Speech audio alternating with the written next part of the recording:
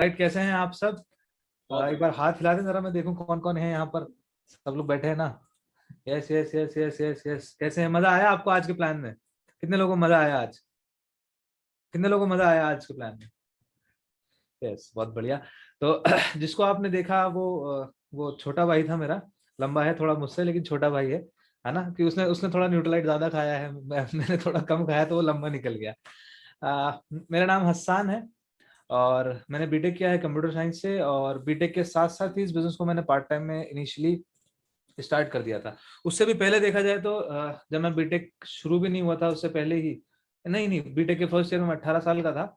तो अभी मुझे जबरदस्ती ज्वाइन करा दिया गया था, है ना? मैं मेरा थोड़ा बिजनेस का कहानी मेरा बताता हूँ। जब मैं 18 साल का था तो बिजनेस को मुझे जबरदस्ती ज्वाइन करा दिया गया था। आप में से बहुत सारे लोग होंगे जिनको शायद जबरदस्ती ज्वाइन कराया होगा, गया होगा, या उन्होंने किसी और को जबरदस्ती ज्वाइन कराया होगा, है ना? तो मैं वो था, मुझे साइन अप करा दिया गया, 18 साल के हो गए, चलो मैं ज्वाइन कर लो। मैं काम नहीं कर रहा था बहुत ज्यादा, मैं कब मीटिंग में जबरदस्ती लेके जाया जाता था, सेमिनार में जबरदस्ती मुझे लेके जाया जाता था, और मैं बहाने लगाता था, नहीं आज मेरा असाइनमेंट है, परसों मेरा एग्जाम है, मेरे इंटरनल्स आ रहे हैं, अभी मीटिंग में नहीं जाऊंगा, अभी ये नहीं करूंगा, है ना, बाद में देखेंगे। और ये सब चल रहा था इसी के साथ साथ, और थोड़ा थोड़ा मीटिंग में जाता था, कभी कभी, कभी कभी सेमिनार होता था बड़ा कोई, तो हम लोग उसको देखते थे, और मैं इतना ज्यादा कुछ ध्यान नहीं देता था, है ना? लेकिन क्या हुआ, ऐसे ही चलता रहा। मेरा क्या था, मेरा प्लानिंग क्या था लेकर बिजनेस को लेकर कि मैं क्योंकि बचपन से बिजनेस को देखता आ रहा था, हम पले बड़े ही बिजनेस के अंदर है ना? मुझे याद नहीं, क्योंकि जब मैं 2 साल का था शायद, और मैं 3 साल का था, रम्माज 1 साल का था, तब से हम लोग बिजनेस में हैं। तो मुझे बिजनेस के अलावा तो कुछ और याद ही नहीं है। हम लोग बिजनेस में ही पले पड़े हैं पूरे के पूरे। तो अब जब हम बचपन से मीटिंगों में जा रहे हैं, अभी हम क्या न्यूक्लियर फैमिली में भी रहते हैं, 4 ही लोग हैं, है ना? तो प्लान दिखाने में हम लोग साथ जाते थे। हम छोटे छोटे थे, 2 2 साल के, 3 3 साल के, 4 4 साल के, तो हम सारे प्लानों में भी जाते थे, हम मीटिंग्स में भी जाते थे, क्योंकि छोड़ने की जगह ही नहीं होती थी। हम सेमिनार में भी जाते थे, तो बिजनेस में ही पले बड़े हैं। तो क्या था कि ये तो था हमेशा से कि हमें बिजनेस करना है, लेकिन बस ये नहीं हो रहा था कि कब करें। मेरे साथ ये था कि मैं इंजीनियरिंग कर रहा था, जैसे मैंने बताया, तो मेरा ये था, मैं यूएस जा रहा था, हमारे कॉलेज का एक प्रोग्राम था जहाँ पे स्कॉलरशिप के ऊपर कुछ बच्चों को सिलेक्ट किया गया था, तो वो एक मेरे पास ऑप्शन था। मेरे पास इंटर्नशिप मैंने करी थी, तो वहां से कुछ अच्छे ऑप्शंस थे, कुछ जॉब ऑफर्स थे, सब कुछ थे। तो मेरा ये था कि उसमें से कोई एक अपना सॉफ्टवेयर फील्ड में कोई करियर बनाऊंगा, आईटी सेक्टर में कोई करियर बनाऊंगा, और उसके बाद शायद कभी फ्यूचर में बिजनेस करेंगे। बिजनेस करने का तो था, है ना? लेकिन हर इंसान के पास कहीं ना कहीं एक वो आता है ना, एक पॉइंट होता है जहां पर वो क्लिक कर जाता है कि यार अभी करना ही है बिजनेस, है ना? आप लगे रहो, टिके रहो, आई एम बिजनेस, मतलब क्या, मीटिंग में जबरदस्ती लेके जाया जा रहा था, मैं वहां था, प्रेजेंट था, बिजनेस में प्रेजेंट था। तो कहीं ना कोई मोमेंट ऐसा आता है जो क्लिक कर जाता है, और वो आपकी बिजनेस की जर्नी पूरी तरह से चेंज कर देता है। मेरे लिए वो मोमेंट था जिसको आज आपने देखा, रम्माज। जैसे मैंने बताया, मेरा छोटा भाई है, मुझसे 1.5 2 साल छोटा है, 1.5 साल छोटा है। तो इसने बिजनेस शुरू किया मेरे कुछ साल बाद, 1.5 साल बाद इसने बिजनेस शुरू किया, इसने मेहनत करी, कुछ करी, और ये 19 साल की एज में सिल्वर हो गया, 19 की एज में। फिर मुझे लगा, अरे भैया तुम क्या कर रहे हो, बड़े भाई रह गए और छोटे भाई सिल्वर हो गए, है ना? अब इसका सम्मान हो रहा है ओपन मीटिंग में, तो अब जबरदस्ती मुझे जाना ही था, है ना? तो ओपन मीटिंग में इसका सम्मान हो रहा है, सेमिनार में सम्मान हो रहा है, पूरे इंडिया भर में लोग उसको जान रहे हैं, पहचान रहे हैं। और फिर 2 2 महीने बाद कार लिया है भाई साहब खुद की। तो अभी लगा कि कुछ करना चाहता है तो बिजनेस तो अच्छा है, चलो बढ़िया है ना, करना तो था ही, तो अभी कर लेते हैं, क्योंकि फिर बाद में शायद लेट हो जाए। मुझे लगा कि जब तक मैं शुरू करूं, ऐसा ना हो ये भाई साहब डायमंड क्राउन हो गए और फिर मैं शुरू कर रहा हूँ, तो थोड़ी सी दिक्कत हो जाएगी, है ना? तो अभी साथ साथ शुरू कर देते हैं। तो मैंने इसको बीटेक के फाइनल ईयर में मैंने डिसीजन लिया कि चलो अभी इस बिजनेस को भी हम साथ में शुरू करते हैं। पढ़ाई तो चल रही है, पढ़ाई के साथ साथ पार्ट टाइम के अंदर थोड़ा थोड़ा कर लेंगे। और उसी के साथ मैंने बीटेक फाइनल ईयर के साथ साथ ही पढ़ाई के साथ बिजनेस को करना शुरू किया, एक्टिवली करना शुरू किया।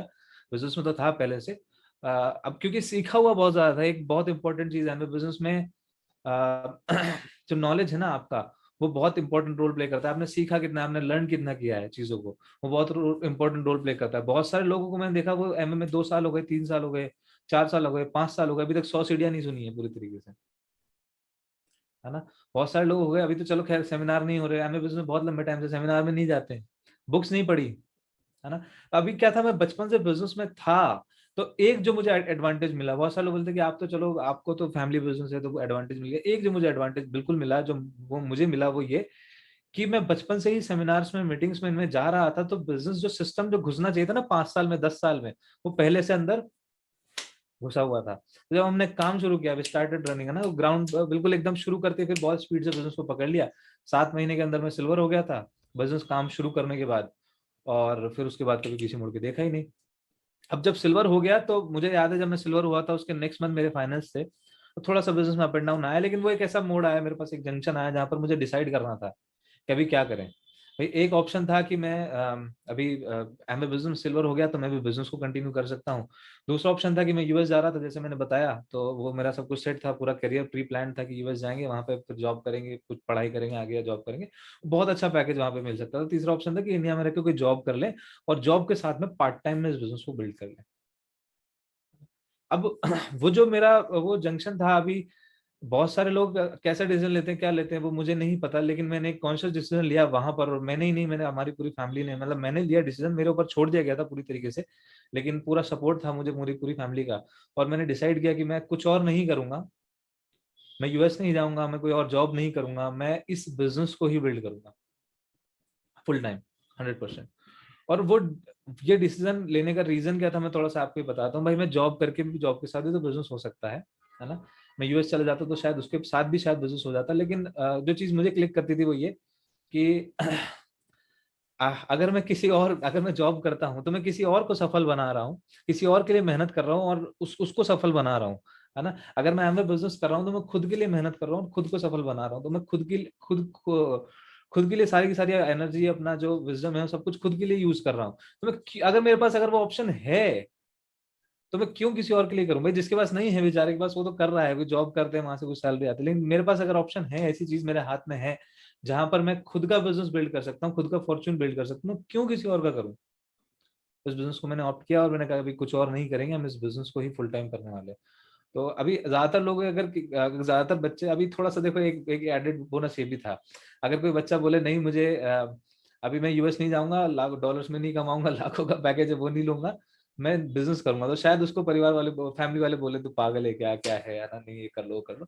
लेकिन मुझे फैमिली से पता है क्या मिला, very good, I am proud of you. तो वो एक अच्छी बात है, ये एक एडेड एडवांटेज हमारे पास है एक एमएल फैमिली में होने का। और एक जो, ये तो कॉन्शियस रीजन था, एक सब कॉन्शियस रीजन एक और था एमवे बिजनेस को ऑप्ट करने का। अब मैं ज्यादा बताता नहीं हूँ इस चीज को, क्योंकि बोल ज्यादातर लोग बोलते हैं नहीं ऐसे फेंक रहा है, ऐसे मतलब बड़ा चढ़ा के बता रहा है, लेकिन सच बात है कि बचपन से लेकर जब तक मैं 18 20 साल 22 साल का हुआ था, तब तक एक चीज इतनी बार सुन चुका था, इतनी बार सुन चुका था, इतनी बार सुन चुका था कि वो घुस गई थी सबकॉन्शियस के अंदर, वो ये कि आप कितने सफल हैं, आप कितने सक्सेसफुल हैं, ये आपकी सक्सेस का पैरामीटर नहीं है, आप कितने वेल ऑफ हैं आपकी सक्सेस का पैरामीटर नहीं है, आपकी वजह से कितने लोग वेल ऑफ हैं, आपने समाज को क्या दिया, आपने दुनिया को वापस क्या दिया, क्या लौटाया, आपने कितने लोगों की जिंदगी बेहतर करी, वो आपकी सक्सेस का पैरामीटर है, उसको लेकर आपने क्या किया। और जैसे कि मेरा नाम है हस्सान अशरफ, अब मेरे फादर का नाम है वसीम नकवी, फादर का जो नाम है और मेरा नाम है डिफरेंट है, हमारा सरनेम डिफरेंट है, उसका रीजन क्या है मैं आपको बताता हूँ। मेरे भाई का नाम है रमाज अशरफ, मेरा नाम है हस्सान अशरफ। तो मेरे जो ग्रैंडफादर थे, वो एक बहुत बड़े शायर थे, तो उनका वो एक क्या बोलते हैं, तकल्लुफ था अशरफ, तकल्लुस, यस, तकल्लुस था अशरफ।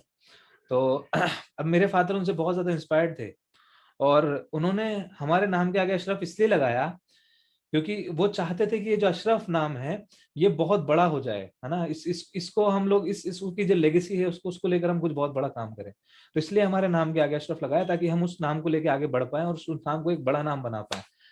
अगर मैं जॉब करता, अगर मैं यूएस जाके जॉब करता और अच्छा पैसा बनाता, वहां पे 50 60 लाख रुपए कोई बड़ी बात नहीं थी, तो हस्सान तो शायद फेमस हो जाता, लेकिन अशरफ नहीं होता।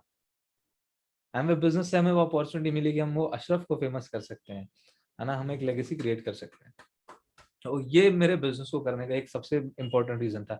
अब हुआ क्या, बिजनेस में अप्स एंड डाउन्स आते हैं, है ना। मैं सिल्वर गया, उसके बाद जैसे मैंने बताया एग्जाम्स आ गए, सब कुछ आ गए, तो बिजनेस में थोड़ा बहुत अप्स एंड डाउन, सिल्वर के बाद नीचे भी आता है बिजनेस, है ना, वो सब कुछ हुआ। और बिजनेस चल रहा था, धीरे धीरे थोड़ा सा स्टेगनेंसी आने लग गया था, लेकिन एक वापस से चीज क्लिक हुई कि अभी मेरी मदर है तो वो गवर्नमेंट जॉब में थी। तो उन्होंने कहा था हमें हमेशा से, हम अभी क्या था, हम लोग बचपन से जब वो हुए हैं, तो ये बहुत इमोशनल ड्रीम था मेरा कि वो गवर्नमेंट जॉब में थी, और हम लोग जब ना स्कूल से वापस आते थे तो उनका इवनिंग शिफ्ट होता था, है ना, तो हम लोग नहीं मिल पाते थे उनसे दिन भर कभी भी। सुबह सुबह हम स्कूल चले जाते थे, दोपहर में वो स्कूल चले जाती थी, शाम को प्लान का टाइम होता था, तो बहुत ज्यादा नहीं रह पाते थे उनके साथ। तो हमारा हमेशा से ड्रीम था, मेरा, हमारी पूरी फैमिली का, कि पापा तो रिटायर हो गए थे, वीआरएस ले लो, मम्मी को वीआरएस दिलाना है। अब वो लेकिन बहुत ज्यादा एडमेंट कि भैया हम नहीं लेंगे वीआरएस जब तक तुम हमसे ज्यादा पैसा नहीं बनाने लग जाओगे, है ना। तो मैं सिल्वर हुआ तो भैया उनसे थोड़ा ज्यादा पैसा बनाने लग गया, फिर सरकार मानी नहीं, उन्होंने पे कमीशन लगा दिया तो उनकी सैलरी फिर थोड़ा बढ़ गई, है ना। तो फिर डिसाइड किया कि अभी बहुत ज्यादा हो गया अभी, और जब हमने एमबीए बिजनेस को ऑप्ट किया है तो हमें अपने डिसीजन को भी प्रूव करना है, मम्मी को रिटायर कराना है। तो मेरे लिए वही, वो अपने एमबीए से इतना अच्छा पैसा बना रहे थे कि कर सकते थे, लेकिन उनका ये था कि जब नहीं, जब तक तुम मुझसे ज्यादा नहीं बनाओगे तब तक मैं वीआरएस नहीं लूंगा ना। तो वो डिसाइड किया लास्ट ईयर मार्च के आसपास की बात है, वो पैंडेमिक जब लगा तो हमने डिसाइड किया कि ये जो 6 महीना है अभी ताबड़तोड़ तरीके से बिजनेस को करना है, और पूरे तरीके से लग गए। जो हमारे बिजनेस में पल्सेस थी उसके ऊपर काम करना शुरू किया। मैंने अपने बिजनेस को, टीम के साइज को लगभग लगभग 5 गुना कर लिया पिछले मार्च से लेकर सितंबर, जब मैंने क्वालिफिकेशन स्टार्ट करी उसके बीच में 5 टाइम्स मेरी टीम का साइज मैंने करा उस दौरान में, क्योंकि मुझे लगता था उस चीज की जरूरत है। सितंबर से मैंने क्वालिफिकेशन स्टार्ट करी, मार्च में प्लेटिनम हो गया, और अभी आगे आगे बिजनेस के लिए तैयारी कर रहे हैं, है ना। अब देखो फायदा क्या हुआ इस बिजनेस से, मैं प्लेटिनम में जो पैसा बना रहा हूँ शायद इससे ज्यादा पैसा अपने जॉब में ही बना लेता, है ना। और आप में से बहुत सारे ऐसे लोग हैं जो अपने शायद अपने प्रोफेशनल करियर्स में, अपने जॉब्स में या अपने बिजनेसेस में एमवे से ज्यादा पैसा बना रहे होंगे। लेकिन एमवे जो आपको लाइफस्टाइल दे सकता है, जो लाइफ दे सकता है, जो बने उस तरह से कहते हैं, है ना। ये पैसा तो कहीं और मिल जाएगा, एमवे बिजनेस में लाइफ मिलता है आपको। आज हम घर में 4 लोग हैं, एक छोटी सी चीज बताता हूँ आपको। घर में 4 लोग हैं, पैंडेमिक की वजह से नहीं, पैंडेमिक से भी पहले हम 4 लोग दिन में 3 टाइम खाना खाते हैं, और तीनों टाइम चारों के चारों साथ साथ खाते हैं एक ही डाइनिंग टेबल पर बैठ के। छोटी सी चीज है कहने के लिए, लेकिन शायद मैं जॉब कर रहा तो पॉसिबल नहीं हो पाता कभी भी। एवरी डे हमारा सबका तीनों टाइम का मील एक साथ होता है। जब हम डिनर टेबल पे बैठते हैं या लंच लंच करते हैं, डाइनिंग टेबल पे बैठते हैं, लंच करते हैं, डिनर करते हैं, या ब्रेकफास्ट कर रहे होते हैं, तो हमारा ऐसा नहीं चलता, वो 10-10 मिनट में ब्रेकफास्ट खत्म नहीं होता, या भागते भागते दौड़ते नहीं करते, 1-1 घंटे का चलता है। ऐसा नहीं बहुत सारा खाते हैं हम, लेकिन आराम आराम से खाते हैं। वहाँ बातचीत होती है, वहाँ कन्वर्सेशन होती है, हम सबके थॉट प्रोसेस एक जैसे हैं, हम सबके ड्रीम्स एक जैसे हैं, हम सबका गोल एक है, हम सबका विजन एक है। तो जब हम वहाँ बातचीत करते हैं, मैं बहुत सारे लोगों को देखता हूँ अपने पेरेंट्स से वो रिलेट ही नहीं कर पाते हैं, क्योंकि बच्चों का ड्रीम कुछ और है, पेरेंट्स का ड्रीम कुछ और है, उनको उनको कोई कॉमन टॉपिक ही नहीं है बात करने को। तो वो आपस में बातचीत ही नहीं कर पाते, उनकी फैमिली में वो माहौल ही नहीं हो सकता जो एमबी फैमिली में हो सकता है। क्यों? क्योंकि हम सभी का टॉपिक सुबह सुबह बातचीत क्या होती है, कि अभी डायमंड कब जाना है, अगले महीने कौन सा ऑफर आ रहा है, सितंबर की क्या प्लानिंग है। तो सभी का वही, सबका वही, सबका एक ही जगह काम कर रहे हैं, तो सबका गोल एक जैसा है, सबका काम करने को एक जैसा। आज शाम की मीटिंग में कौन आ रहा है, इसका क्या करना है, ये 3% कौन आ सकता है, ये बीएफआई कौन आ रहा है, हमारी टीम अगले महीने प्लेटिनम कौन आ रहा है ना। तो सब जब बातचीत करते हैं तो एक ही टॉपिक के ऊपर बातचीत हो रही है, सबकी सबका गोल एक है, सबका मिशन एक है। तो वो जो चीज होती है ना हमारे वहाँ, हमारे जब हम बैठते हैं, हम सब लोग साथ में बैठते हैं, तो हमेशा साथ ही रहते हैं, 24 घंटे साथ ही रहते हैं, है ना। अभी तो पैंडेमिक की वजह से भी और जनरली वैसे भी। तो वो बहुत खूबसूरत है, वो जिंदगी वापस मिल गई, जो हमने बचपन से जो खोया था ना इतने साल, वो सारा का सारा वापस मिल गया। जो मेरे मदर फादर ने 15 साल 20 साल जो मेहनत करी थी, और बाकी सब चीजों को साइड में रख के एमए बिजनेस को बिल्ड किया था, उसका जो रिवॉर्ड है ना, आप पैसे में नहीं नाप सकते आज जो मिल रहा है। वो लाइफ, लाइफ जो है ना, लाइफ, मनोज सर कहते हैं, वो कहीं और पॉसिबल नहीं है, सिर्फ यही है। So that's all, and back to host.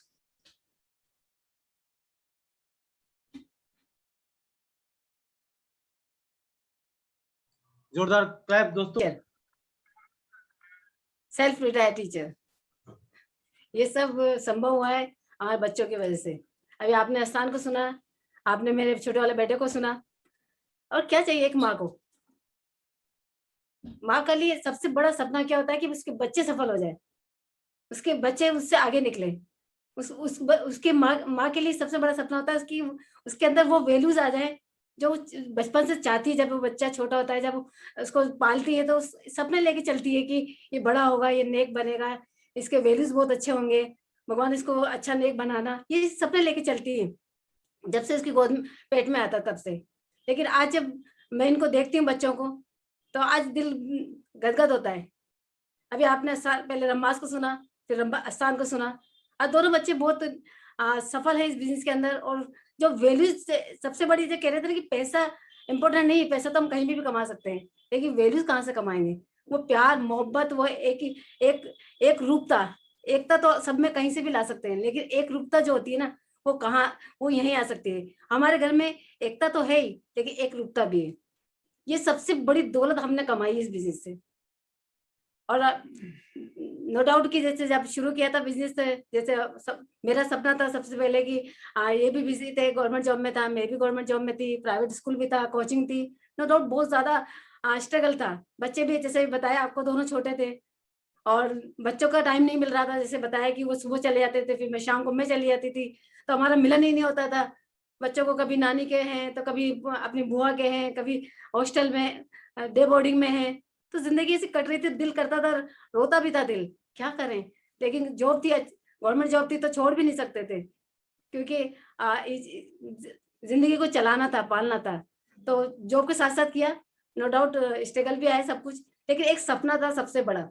मैं चाहती थी कि ये जिंदगी जो कट रही थी ना हमारी, मैं चाहती थी कि इससे मैं आजाद हो जाऊं, मेरे बच्चे मेरे साथ रहे, मेरे हस्बैंड मेरे साथ रहे, हम इस तरह से अलग अलग नहीं रहे, कभी कभी मिले नहीं, कभी कभी जो टाइम मिल रहा है ऐसे नहीं मिले।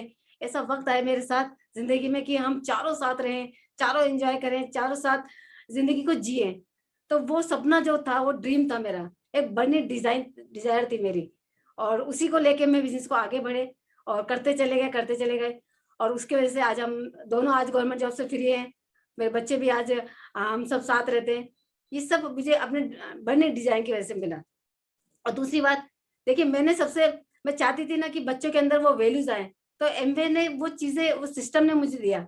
घर में हम शुरू से मैंने सिस्टम का एक इतना अच्छा पार्ट रखा शुरू से। हम सब सुबह उठते थे जल्दी से, तो सीटी चलाते थे, बच्चे छोटे थे, तो बच्चों के अंदर आवाज तो जाती है ना, बच्चे समझते नहीं तो क्या हुआ, लेकिन एक माहौल, जो कहते हैं ना, माहौल जैसा माहौल देंगे वैसे ही, जैसे बीज डालेंगे वैसे ही बड़ा पेड़ बनेगा। तो मैंने बीज डालना चालू कर दिया था शुरू से ही, कि सीढ़ी चलाते थे सुबह तेज आवाज में, ऐसे नहीं कि हम दोनों मुझे ही सुननी है, मैं तेज आवाज में चलाते थे कि बच्चे उस रूम में भी तो भी आवाज जाए, उस रूम में तो भी आवाज जाए। तो एक माहौल बनाया मैंने शुरू से। और बच्चों को कोई अच्छे फंक्शन होते थे बड़े बड़े, तो वहां लेके जाती थी मैं उनको, क्योंकि मैं उनके अंदर वो वैल्यूज डालना चाहती थी, वो बीज डालना चाहती थी उनके अंदर। और वो डालना चालू किया, वो डलता चला गया। उसी से आज उनके अंदर वो विजडम आया, वो सोच आई, उसकी वजह से वो आज बहुत अच्छा से कर रहे हैं। और दूसरी बात देखिए, आप जानते हैं कि बिजनेस को अगर हम कर रहे होते, हम तक ही सीमित होता है ये, अगर मेरे बच्चे नहीं कर रहे होते, तो सोचिए आने वाले टाइम में मेरे बिजनेस को कौन संभालता, इसकी देखभाल कौन करता। ये जॉब में चले जाते, बच्चे कहीं और चले जाते, तो ये आगे बिजनेस को ले जाने के लिए अभी जैसे टेक्नोलॉजी बहुत ज्यादा आ रही है, आने वाले टाइम में और भी ज्यादा चीजें होंगी। तो बच्चे अगर इसमें इन्वॉल्व हैं, बच्चे साथ हैं, बच्चे समझ रहे हैं चीजों को, तो वो उन लोगों ने संभाल लिया इजीली, तो चीजें आसान हो गई। तो ये सब इसी वजह से हुआ कि माहौल की वजह से आज हम सब लोग बहुत अच्छा सा फील कर रहे हैं, एंजॉय कर रहे हैं। आज मैं बहुत ज्यादा फील कर रही हूँ, और मुझे खुशी इस बात की है कि बच्चों ने मुझे फ्री कर दिया, मैंने इनको फ्री कराया जॉब से पहले, फिर बच्चों ने मुझे फ्री कर दिया। तो ये सब कुछ मिला है। आपको सबको पता है कि जिंदगी बहुत अच्छी हो चुकी है, दुनिया घूमते हैं आज हमारा रेस्पेक्ट है लोगों के अंदर, समाज में हमारा रेस्पेक्ट है। आज लोग एक मिसाल बने हैं हम लोगों के लिए, एक परिवार के लिए मिसाल बने हैं, एक समाज के लिए मिसाल बने हैं कि आदमी डिसीजन कर ले, परिवार डिसीजन कर ले तो कुछ भी कर सकता है। मैं तो रोंगटे खड़े हो जाते हैं सोच के कि अगर आसान अमेरिका चला जाता। अभी देखिए आने वाले 2 साल के अंदर जब ये कोरोना में लोग ना तो माँ बाप बच्चों से मिल पाए, ना बच्चे माँ बाप से मिल पाए। कोई बीमार है तो ना बच्चा आ सकता था, ना माँ बाप जा सकते थे। बहुत सी फैमिली में ऐसा हुआ। तो मेरी बहन को देखिए, आज वो अमेरिका में रहती है, कनाडा में रहती है, वो यहाँ आई थी, वो 2-1.5 साल हो गया वो जा नहीं पा रही। बच्चे वहां पर वीरान हो रहे हैं, उनकी बहू बेटे परेशान हो रहे हैं, रोती हैं वो बहुत ज्यादा। मैं थैंक गॉड करती हूँ, थैंक गॉड की एमवे हमारी जिंदगी में था, थैंक गॉड मेरे बच्चे एमवे में थे, जिन्होंने बिजनेस को संभाला, इसकी कमांड को संभाला और बिजनेस को आगे लेके गए। और वो जो अर्निंग करना चाहते थे वो वैसे अर्निंग यहाँ पर कर रहे हैं। आज हम सब मिलके कर रहे हैं। ये सब आपके लिए भी हो सकता है, घर में अच्छा से माहौल बनाएंगे तो ये सब चीजें आपके लिए भी हो सकती है। Thank you, God diamond. Wow, great. दोस्तों, थोड़ा सा मैं ये जानना चाहूंगा मनोज भाई से कि मुझे अभी कितना समय और बचा है, क्योंकि हम ऑलरेडी बहुत लेट हो चुके हैं, हमारा समय निकल रहा है बहुत तेज गति से। 20 मिनट सर, आपके पास सफिशिएंट टाइम है। हाँ। हम लोग आज बिल्कुल केवल आपको सुनने के लिए हैं। Thank you sir, thank you so much. No limited time. चलिए, तो थैंक यू मनोज जी। और मैं इस बात का शुक्रिया अदा करूंगा आपका, मनोज भाई का, हमारे, कि आपने मुझे मौका दिया, मेरी फैमिली को मौका दिया कि हम आप लोगों के साथ रूबरू हो सकें, आप लोगों से बात कर सकें। और ये इतने अच्छे लोग हैं, ये इतनी अच्छी टीम है। मैं बात कर रहा था कल मेरे अपने बच्चों से कि मनोज भाई से जब वो बात करते हैं तो जिंदगी का फलसफा टपकता है उनके चेहरे से। और यही ये चीज है उनकी जो लोगों को उनकी तरफ आकर्षित करती है। आपका जो मतलब आपका अपीयरेंस इंपॉर्टेंट नहीं है, आपके इस चमड़ी के अंदर क्या है ना, वो बहुत इंपॉर्टेंट है। वो चीज हमने मनोज भाई से सीखी है। मतलब इतने सारे, इतना बड़ा एमवे है, लेकिन ये कितने सारे लोगों को साथ लेकर चलते हैं। मैं कितना खुश नसीब उनमें से एक हूं कि मनोज भाई अक्सर संभालते रहते हैं फोन करके, सब ठीक है, छोड़ो ना बिजनेस की बात, ये बात सुनो ध्यान से आप। वो मेरे भाई नहीं है, मेरी माँ की कोख से पैदा नहीं हुए, हम तो इसी दुनिया में आके यहीं तो मिले हैं। लेकिन फिक्र करते हैं वो लोग, वो मेरी फिक्र करते हैं। तो मैं बच्चों को ये बात बता रहा था कि वो मेरी फिक्र करते हैं, सप्ताह में एक बार दो बार बात कर लेते हैं हमसे, खैरियत पूछते हैं हमारी। तो और कितने लोग हैं जिनके बारे में वैसे सोचते हो। कितना बड़ा दिल होता है किसी इंसान का। तो ऐसे लोगों के साथ, ऐसी टीम के साथ आकर खड़े होना, मैं सच बता रहा हूँ, किसी भी इंसान के लिए बड़े फख्र की बात है, बड़े गर्व की बात है। मेरी फैमिली को आपने जो मौका दिया उसके लिए तो मैं बहुत शुक्रगुजार हूँ आपके लिए। और चूंकि आपके साथ हूँ तो मैं मेरे बिजनेस का, मेरी जिंदगी का जो एमवे का फलसफा है वो आपके साथ सामने रखने की कोशिश करूंगा पूरी तरीके से। दोस्तों, हमने जो महसूस किया कि ऑलरेडी अच्छा, जैसे भी आपने कहानी सुनी सारी, और अगर एमवे बिजनेस में नहीं आते तो उस दुनिया के अंदर होते जिस दुनिया में हम थे, वहां पर मॉनेटरी बात करें तो हम पैसा तो कमा लेते, ऑलरेडी कमा भी रहे थे। अच्छा, 20 साल की उम्र में मैंने कोचिंग खोल लिया था। 23 साल की उम्र में स्कूल खोल लिया था। और 24 साल की उम्र में दोबारा एक और कोचिंग खोल लिया था दूसरे शहर में आके। तो 23 साल की उम्र, 22 साल की उम्र में एक नौकरी करके रिजाइन भी कर दिया था 23 साल की उम्र में। हम जहां थे वहां पे पैसा तो कमा लेते हैं, लेकिन ये सुख है ना, जिंदगी है ना, जो जीवन है ना, वो तो खो ही जाती कहीं। दोस्तों, एक बहुत इंपॉर्टेंट बात जो मैं अक्सर लोगों से बोलता हूँ कि जो जिंदगी है ना, बहुत कीमती है। आप इसको चंद पैसे में क्यों बेच के आ जाते हो? क्योंकि पैसे की जरूरत है। अगर एक इंसान 70 साल जीता है तो ये समझिए उसके पास टोटल मिलाकर 840 महीने हैं, जिसमें से 30 साल, 360 महीने तो खाली वो योग्यता इकट्ठी करने में खर्च कर देता है। कोई फन इकट्ठा करता है, या टीचर बनेगा तो, या कुछ भी बनेगा तो 30 साल तो उसमें खर्च कर देता है, और 10-20 साल में वो सेट होता है। 50 साल की उम्र तक आते आते जब उसकी जिंदगी के 600 महीने गुजर चुके होते हैं और मात्र उसके पास बचते हैं 840 में से 600 गए तो 240 महीने, 340 महीने बचते हैं। ये जैसे रेत को आप रोक नहीं सकते ना, ठहरा नहीं सकते ना, वैसे जिंदगी ठहर नहीं सकती आपके साथ, वो आपके कंट्रोल में नहीं है। हम 1 महीना बेचकर आते हैं और वो तनख्वाह जिसे कहते हैं वो कमा कर ले आते। यहां पर हमने सीखा कि वो बेचने का सिलसिला बंद हो जाए। जो पैसा आज मैं कमा रहा हूं, इतना ही पैसा मैं अपने ट्रेडिशनल काम में कमाता तो पैसा कमाता, जिंदगी खो देता। मुझे बच्चे बता रहे थे ना, अभी मेरा बेटा जब बोल रहा था, वो भावनाएं पकड़ने की कोशिश करो कि हम साथ बैठकर खाना खाते, वहां जिंदगी है। जो मनोज भाई बोलते ना, जीवन है वहां पर। जब आप वैल्यू एड करते हैं आपस में एक दूसरे के अंदर, हार्मनी, जिसकी मैं अक्सर बात करता हूँ, परिवारों में एकता नहीं, एक रूपता की जरूरत होती है। वो एक रूपता कब आएगी? जब हम साथ बैठेंगे तो आएगी ना। हमारी मंजिल एक हो, हमारी सोच एक हो। You live only once, but if you live it right, once is enough. ये अपॉर्चुनिटी आपको मिलती है कि आप अपने एक जीवन का सही से दोहन कर सकते हैं। जब इस बिजनेस में आए तो इस बिजनेस को समझने के बाद, चूंकि मेरी जिम्मेदारी है कि मैं कुछ आपको बिजनेस के बारे में बताऊं, आपने रमा से बिजनेस को समझा, शकीला से और हस्सान से बिजनेस को करने का रीजन समझा। अब बिजनेस को बिल्ड करने में वो तरीका क्या होगा, वो चीज क्या होगी जो आपको फेस करनी है। जो पहली चीज मुझे यहां पर समझ में आई, जो आपको समझ लेनी चाहिए आज, कि ये बिजनेस सबसे पहले काम करता है जिसे कहते हैं लॉ ऑफ एवरेज। सब नहीं करेंगे। हम इस गलतफहमी के शिकार हो जाते हैं कि हम जिससे भी बात करें वो इस बिजनेस को करना चाहिए। तो मुझे यहां पर जो चीज समझने में वक्त लगा, और आज को आपको आज ही समझ लेना चाहिए कि इस दुनिया को आपको नहीं चलाना, इस दुनिया को ईश्वर को चलाना है। उस ईश्वर ने हर इंसान को अलग तरह से बनाया है। सबकी सोच अलग है, सबकी शक्लें अलग है, सबके इमोशंस अलग है, सबके एस्पिरेशंस अलग, सबकी भावनाएं अलग है, ख्वाब अलग है। एक इंसान को उसके एक भगवान ने उसके लिख दिया डीएनए में कि तुम एक टीचर रहोगे, और मैं उसको बिजनेस समझा रहा हूं कि तुम्हें डायमंड बनना है।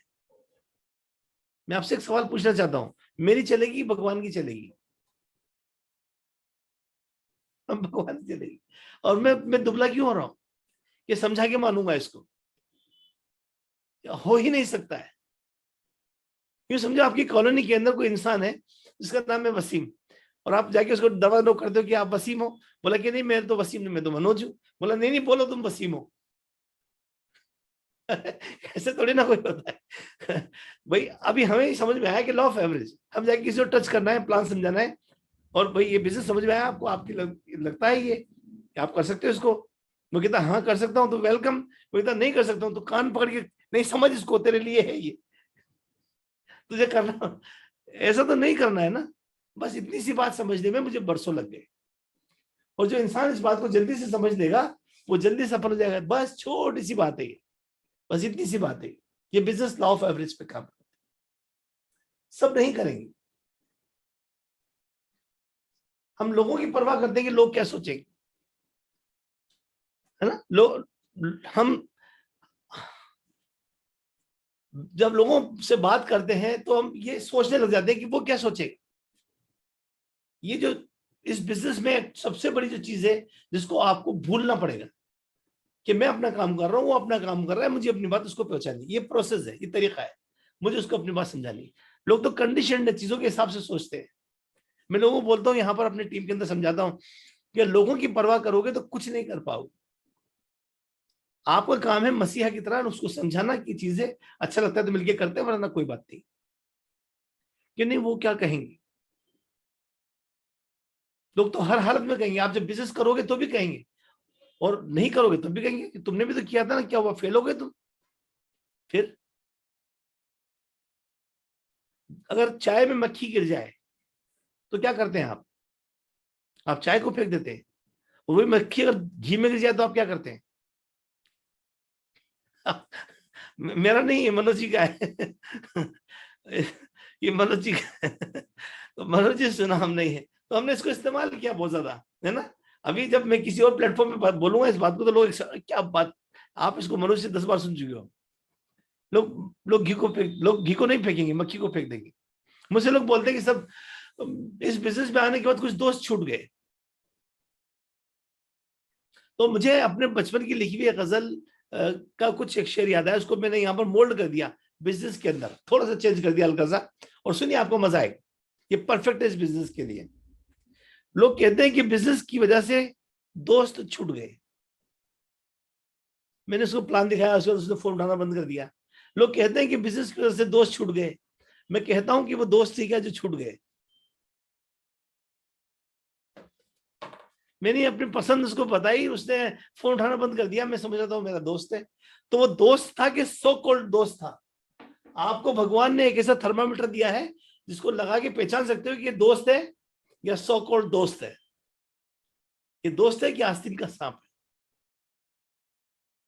आपको कितनी बढ़िया अपॉर्चुनिटी मिली है कि कल तक मेरे सामने जो लोग बैठा नहीं करते थे कुर्सी पे, आज मेरा फोन उठाना बंद कर दिया।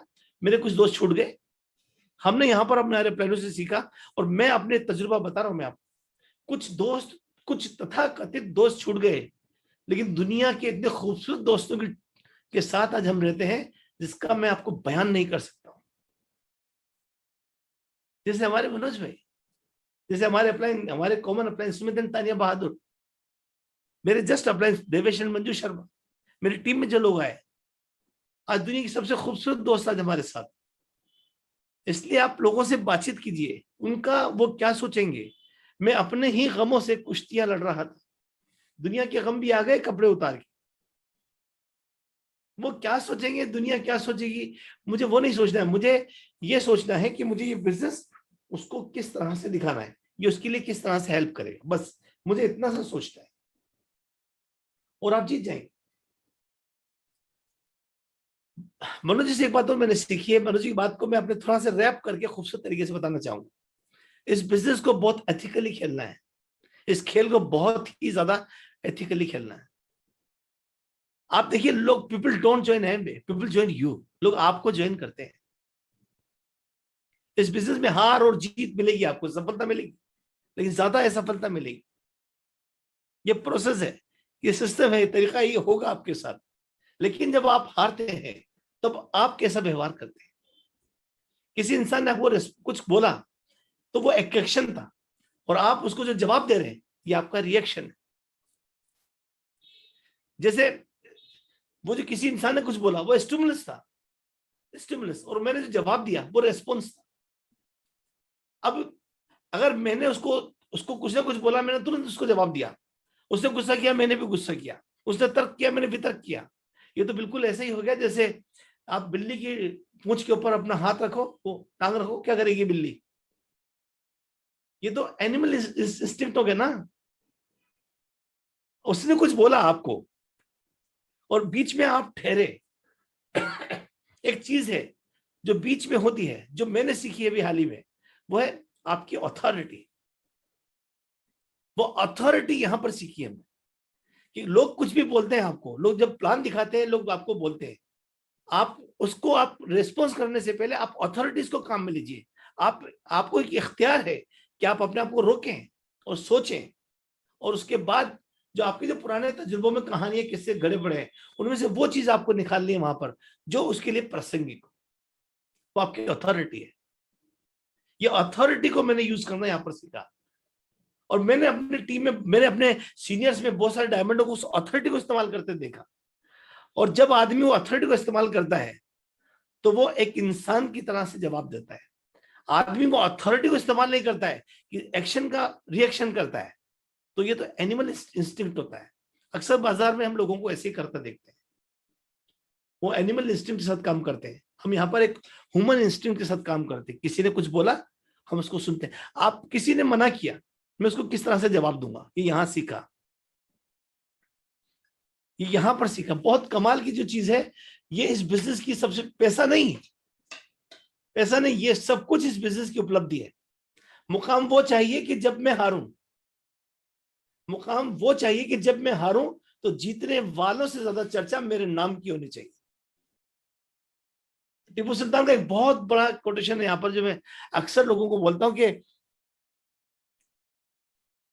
वो अपने आप को उस बुलंदी पर पहुंचाओ जहां पर न सिर्फ आपके दोस्त बल्कि आपके दुश्मन भी आप पे गर्व करें।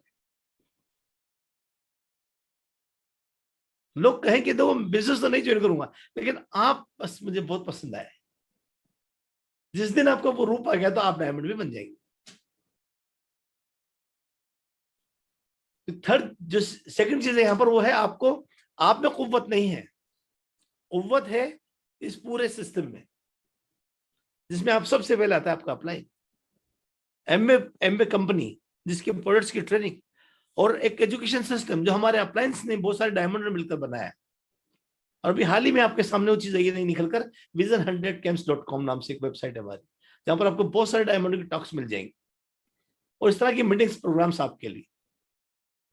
लोहा कभी दूसरे लोहे को आकर्षित नहीं कर सकता until and unless उस लोहे के टुकड़े को किसी सर्टेन टाइम तक किसी इलेक्ट्रोमैग्नेटिक फील्ड में नहीं रखा जाए। उस लोहे के डोमेन सेट होते हैं तो बाकी दूसरे लोहे के टुकड़ों को अपने तरफ आकर्षित कर सकता है, लेकिन यहां पर डिस्क्लेमर है, लोहे को आकर्षित कर सकता है, प्लास्टिक को, कचरे को आकर्षित नहीं कर सकते।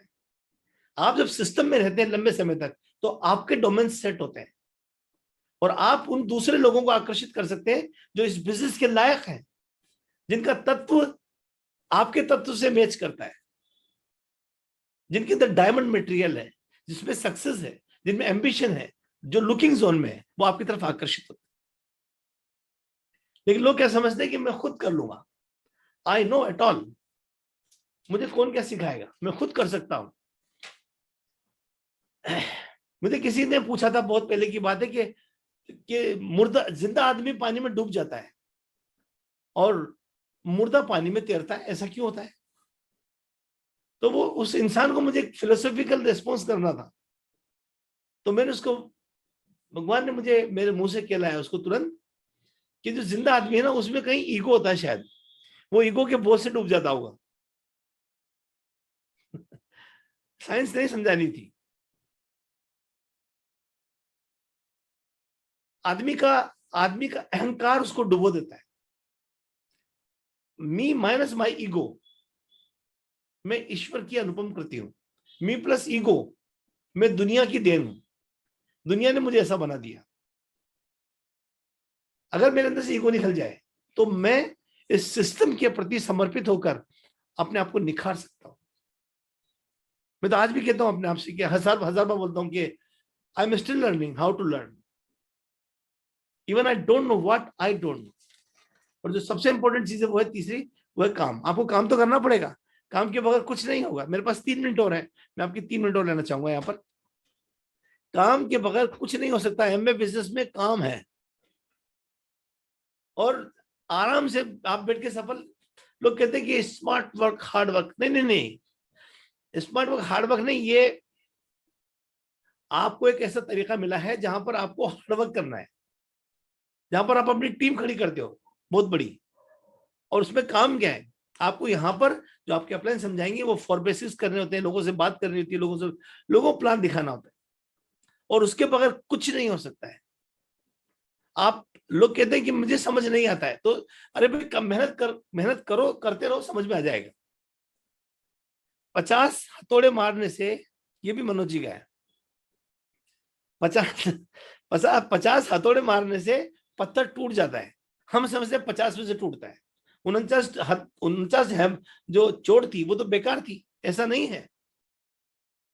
49 चोटों की वजह से 50वीं चोट के ऊपर पत्थर टूटता है। मैंने 19 प्लान दिखाए, मुझे कोई स्पॉन्सरिंग नहीं हुई, और 20वें प्लान में मेरे पास एक स्पॉन्सरिंग हुई। तो क्या 19 प्लान बेकार थे? हरगिज नहीं। उन 19 प्लानों के बीच में मैंने हर बार अपने आप को उन शब्दों की, विचारों की जुगाली की, जब मैं असफल होकर आया कि मैं और क्या बेहतर कर सकता था। मेरे यहाँ पर मेरे लर्निंग्स क्या क्या रही, मुझे और क्या बेहतर करना चाहिए था। जब मैं वो सीखता रहता हूँ, तो उस सीख की वजह से मैं ऐसा बनता हूँ कि वो जो 20वां हैमर था मेरा 20वां प्लान था, वहां पर मैं एक प्लेटिनम को स्पॉन्सर करके आता हूँ। आपको उस दर्द को सहना पड़ेगा, आपको अपने आप को हर दिन काम पे लगाना पड़ेगा, हर दिन लोगों से बात करनी पड़ेगी, और उसके बारे में काम क्या करना पड़ेगा उसके बारे में ज्यादा नहीं बताऊंगा। लेकिन मैं आपको कहना चाहता हूं कि अगर आप भाग्यशाली बनना चाहते हो, luckier you get, harder you work luckier you get. मेहनत के बगैर इस बिजनेस में कोई इंसान सफल नहीं हो सकता। एक इंसान ने बोला कि MAD मेड, पागल बनना पड़ता है। और देखिए जितने भी लोग जो सफल हुए हैं, उन्होंने पागलपन की, जुनून की हद तक जाकर काम किया है। तो MAD मेड का मतलब था massive activities daily, massive activities daily. आपको रोज अपने आप को झोंकना पड़ेगा। आप अपना काम करते हैं, उसके साथ में बिजनेस करते हैं। काम के बाद थकान होती है, शाम को आपको मन करता है तो सो जाओ थोड़ा सा, वहीं आपको उठना है, जाकर किसी को कॉल करके अपॉइंटमेंट सेट करके प्लान दिखाना होता है, each and every single day. और हमने यही किया है, मेरे घर के अंदर एक कल्चर था कि रोज कैसेट सुनी जाती थी।